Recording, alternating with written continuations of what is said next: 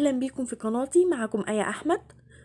النهارده باذن الله هنعمل مع بعض الزيتون التفاحي المخلل. هنخلل الزيتون التفاحي بعد 15 يوم بالظبط ان شاء الله.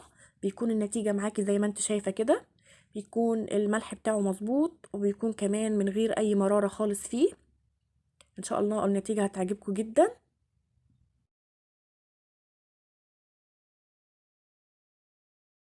تعالوا نشوف بقى مع بعض كده احنا خللنا الزيتون ده ازاي. ده كيلو زيتون تفاحي. الزيتونة هعمل لها 4 فتحات كده بالسكينة او 3 فتحات على حسب حجم الزيتونة بتاعتي، وعليهم كمان ربع كيلو شطة سواء خضراء او حمراء، وربع كيلو ليمون. الليمون كل ليمونة بقطعها 4 كده زي ما انتم شايفين، وجزرتين كمان مبشورين. حابة تستغني عن الجزر براحتك، لو حابة تزودي الكمية اكتر من كده بتزودي. وهستخدم كمان الملح، يعني الكيس اللي انتوا شايفينه قدامكم ده هستخدم 3/4 بس، فيما يعادل نص كوباية ملح، وفنجان صغير زيت، ونص فنجان صغير خل، وربع فنجان صغير ليمون، عصير ليمون. هبدأ احط الكمية كده كلها على بعضها، الليمون على الشطة على الزيتون.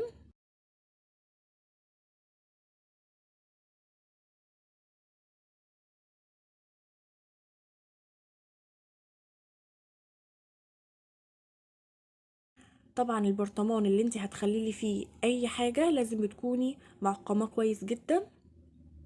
بعد كده انا جبت بولة وحطيت فيها كوبايتين مية.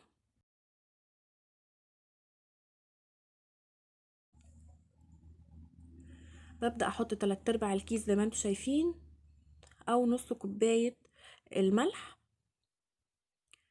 وبدوب فيه كويس على قد ما بقدر.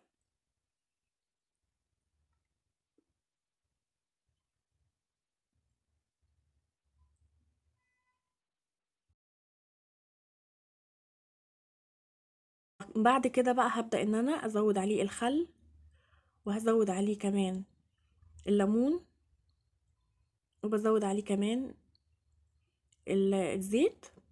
لو مش هتخللي ليمون مع الزيتون،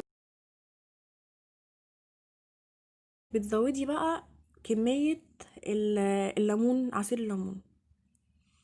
بعد كده انا حطيت الكمية كلها زي ما انتوا شايفين، الزيتون والشطة والليمون في البرطمان، وببدأ اضيف عليه المية اللي انا مدوبة فيها الملح. بعد كده اشوف هو هيحتاج معايا مية قد ايه وبزوده. احتاج معايا كمان كوبايتين مية. اهم حاجة ان يكون الزيتون متغطي بالمية من فوق.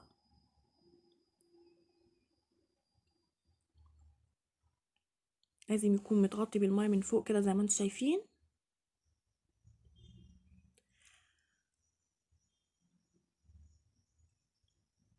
بقى في البرطمان بقى كويس زي ما انتم شايفين كده، وان شاء الله في خلال 15 يوم بالظبط بيكون جاهز معاكي.